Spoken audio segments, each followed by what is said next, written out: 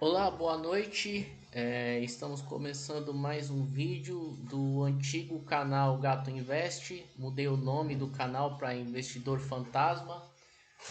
Espero que vocês gostem. Esse canal ele fala sobre investimentos, sobre ações, enfim, sobre o meu dia a dia.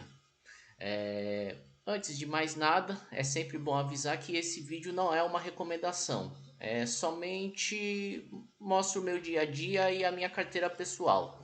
E antes de qualquer investimento, por favor, realize um estudo a fundo do que você quer investir, tá bom?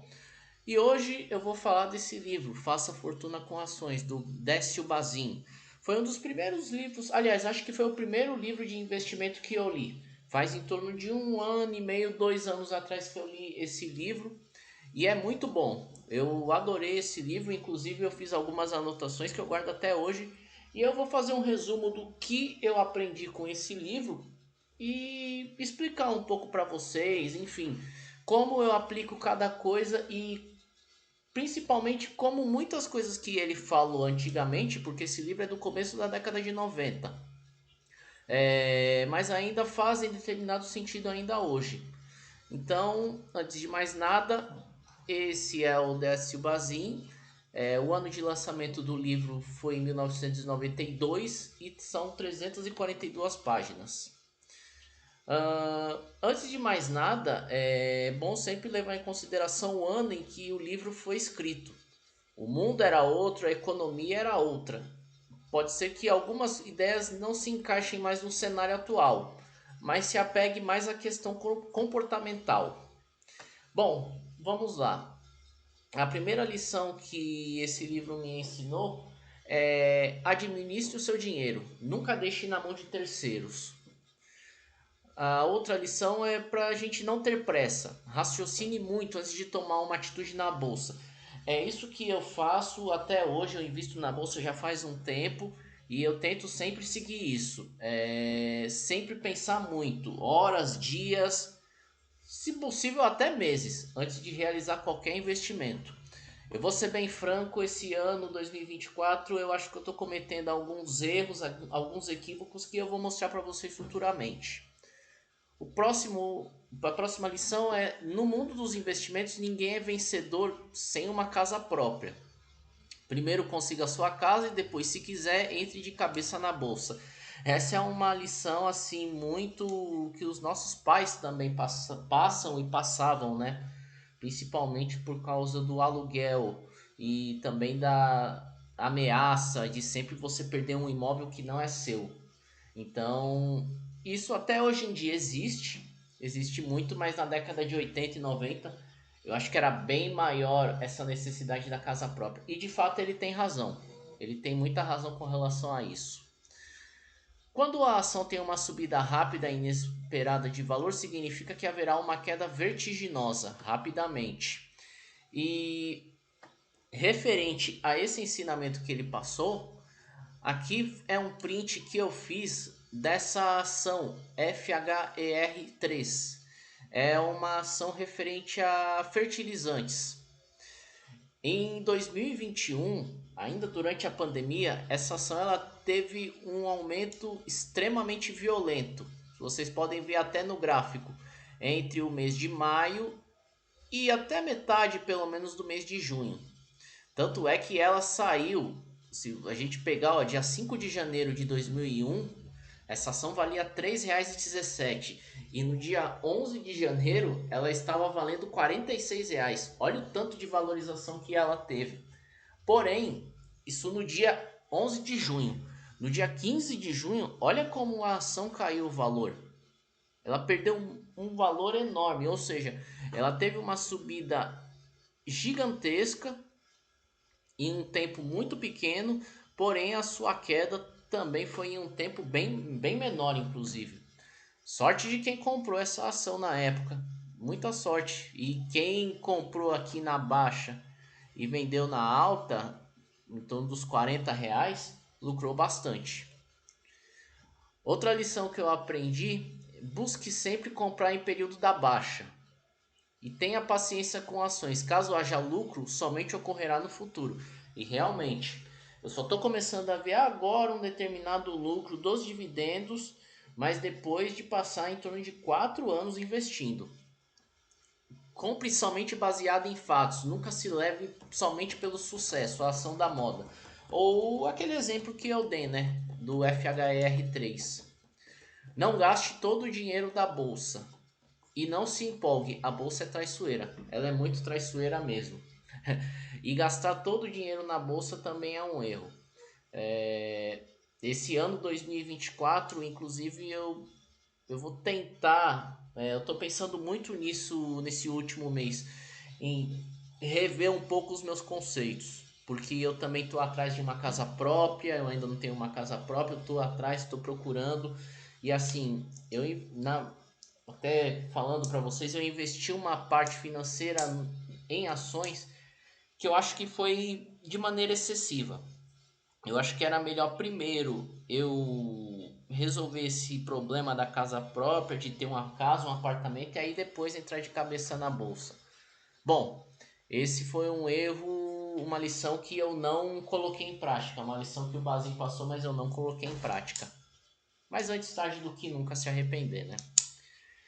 A próxima lição é que muita gente investindo e a bolsa aumentando o seu valor de maneira descontrolável é sinal de que futuramente quebrará. Por exemplo, na pandemia. Melhor se retirar a tempo. Ou seja, quando muitas pessoas começam a investir na bolsa, depois de um tempo ela terá uma queda. Isso aconteceu no período em que o Bolsonaro foi eleito presidente. Se a gente se lembrar, 2019 houve um aumento enorme nos investimentos referentes à Bolsa de Valores. Porém, chegou 2020, aquela pandemia, aquele inferno, e muita coisa aconteceu, muito dinheiro foi retirado. Mas por uma questão também de necessidade das pessoas, porque foi um período muito ruim não só para mim como também para todo mundo. Me lembro que teve Circuit Breaker, eu me lembro que a bolsa chegou a bater 130 mil pontos e aí durante a pandemia chegou a bater 60. Enfim, foi um inferno, foi um inferno. Tomara que não aconteça mais. Não seja burro, invista sempre no que você sabe que dará lucro. Tente sempre investir no que você sabe que vai dar lucro. Esse já é um que a gente pode levar não só na parte de investimentos, como também no dia a dia. Realizações humanas pertencem por igual a toda a humanidade. Compartilhe o conhecimento. Além do mais, quanto mais pessoas participam de algo, mais rentável se tornará. É aquela coisa, não tente ser o rei da bolsa de valores e não tente ser o rei do conhecimento. Quanto mais você passar o seu conhecimento para as pessoas, tanto na parte do investimento quanto em outros quesitos da sua vida, inclusive no trabalho, outras pessoas também vão acabar te ajudando e todo mundo vai se sair bem. Ninguém consegue vencer na vida sozinho, né? Outra lição que eu aprendi é que assim, o erro seu ou de outrem é humano, aceitável e assimilável. Faz parte. Se perceber que está fazendo algo de errado, reverta a estratégia. Caso não tenha mais tempo e isso originou prejuízo, procure esquecer. Vá em frente. Eu já tive lucros na bolsa, mas eu também tive muitos problemas, muitas quedas com relação à bolsa de valores. E assim, a gente fica triste, fica lamentando, mas vida que segue. Vida que segue. Você não precisa também ser um Einstein para começar a investir, basta entender os conceitos básicos da Bolsa de Valores. E não a conversa, qualquer investidor está na Bolsa por causa dos dividendos. Essa é uma lição que hoje em dia acho que já não se encaixa tanto mais do que na década de 90 quando o Barça escreveu esse livro. Porque há muitas pessoas que estão no mercado de trader. Então, elas não ligam para dividendos. Elas ligam para baixas e altas. E é tudo muito dinâmico. Eu até, quem sabe, no futuro me arrisco a fazer algum trader. Não descarto essa ideia. Se um papel comprado por 10 mil reais produz 600 reais de lucro, deve permanecer na carteira. Esse foi um pensamento dele com relação aos dividendos. Ele achava que uma ação um determinado valor, aliás, uma ação ela deveria ter um lucro de 6%, pelo menos era o pensamento dele na época. Ou seja, 10 mil reais, se aquela ação, se ele investiu 10 mil reais e rendeu para ele 600 reais de lucro no ano, então ele continuava com a ação. Caso contrário, ele já jogava ela para escanteio, já vendia. Se produzir um lucro menor que 6%, é melhor vender. Foi o que eu disse no histórico anterior. Se o dividendo cresce, o papel tende a valorizar-se e vice-versa. Isso é meio óbvio, mas vale lembrar que esse livro foi feito em 1992, né? Nós não as pessoas não tinham essas informações tão óbvias naquela época. E isso já é meio que uma opinião dele, que dentro das regras o proletariado jamais chegará ao paraíso, mas a classe média pode chegar lá, se mudar seus hábitos de consumo inútil e aplicar corretamente sobras de capital. Ou seja, a gente pode ficar rico?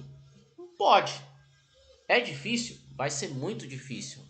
Nós sabemos que o Brasil é um país onde a concorrência é enorme e os salários são baixos. Mas não custa nada nós pegarmos uma parte do nosso salário e economizar, investir, para que no futuro ele vire uma bola de neve e que nós consigamos tirar um certo valor para até aproveitar na nossa vida. Então invista sempre.